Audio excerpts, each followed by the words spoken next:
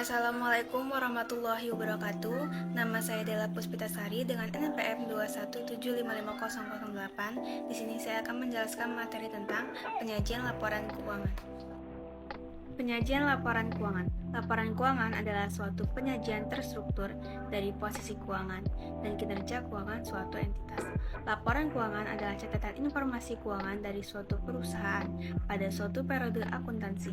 Keberadaan laporan keuangan dapat digunakan untuk menggambarkan kinerja perusahaan khususnya dalam bidang keuangan. Manajemen entitas bertanggung jawab atas penyusunan dan penyajian laporan keuangan entitas.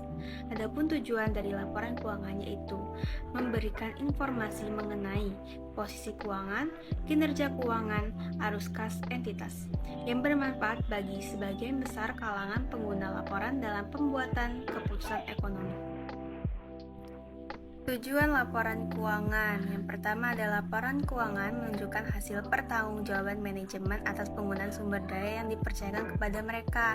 Yang kedua adalah laporan keuangan menyajikan informasi aset, liabilitas, dan ekuitas, pendapatan dan beban termasuk keuntungan dan kerugian, kontribusi dari dan distribusi kepada pemilik dalam kapasitasnya sebagai pemilik dan arus kas.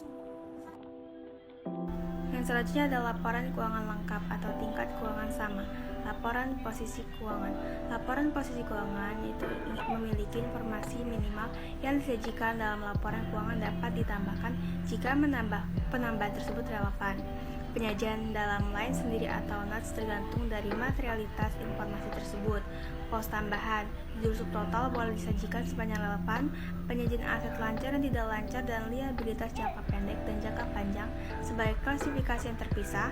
Pembedaan lancar dan tidak lancar berdasarkan realisasi atau penggunaan aset, penyelesaian kewajiban utang dalam jangka waktu 1 tahun.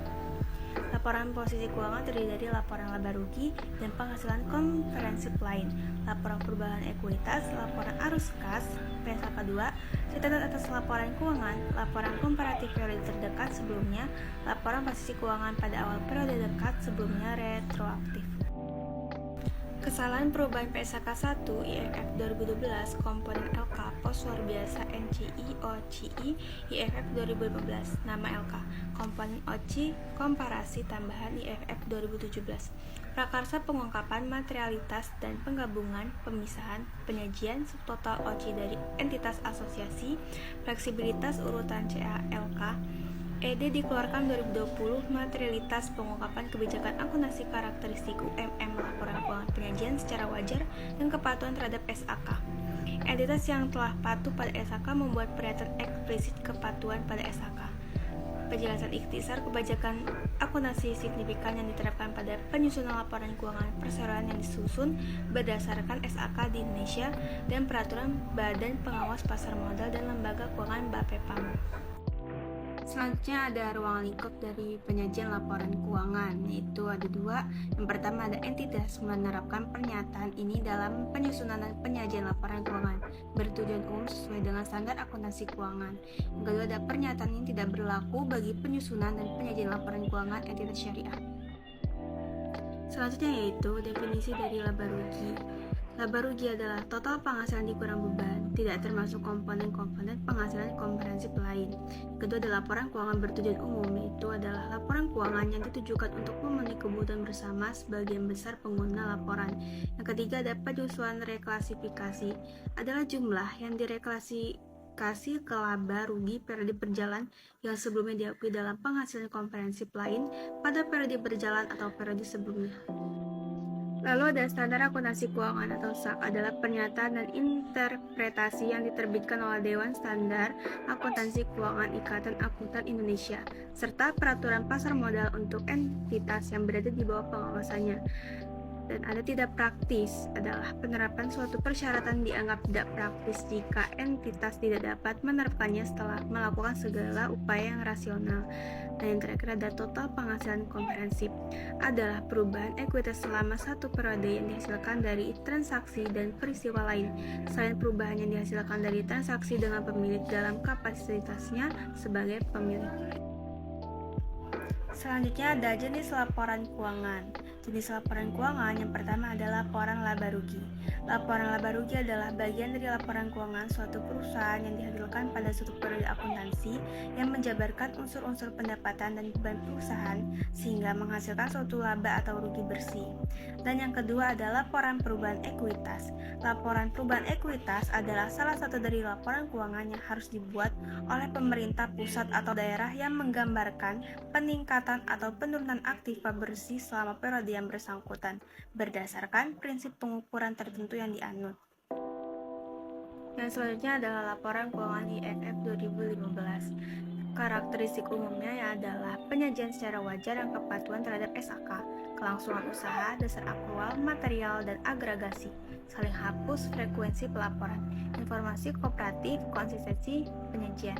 Kedua adalah identifikasi laporan keuangan, laporan posisi keuangan, laporan laba rugi, dan penghasilan komprehensif lain, laporan perubahan ekuitas, laporan arus kas, dan catatan hasil laporan keuangan. Laporan yang pertama kali disusun adalah laporan posisi keuangan. Aset tidak lancar pada umumnya umurnya tidak lebih dari 4 tahun dan tidak diperdagangkan. Rinciannya ada di CALK.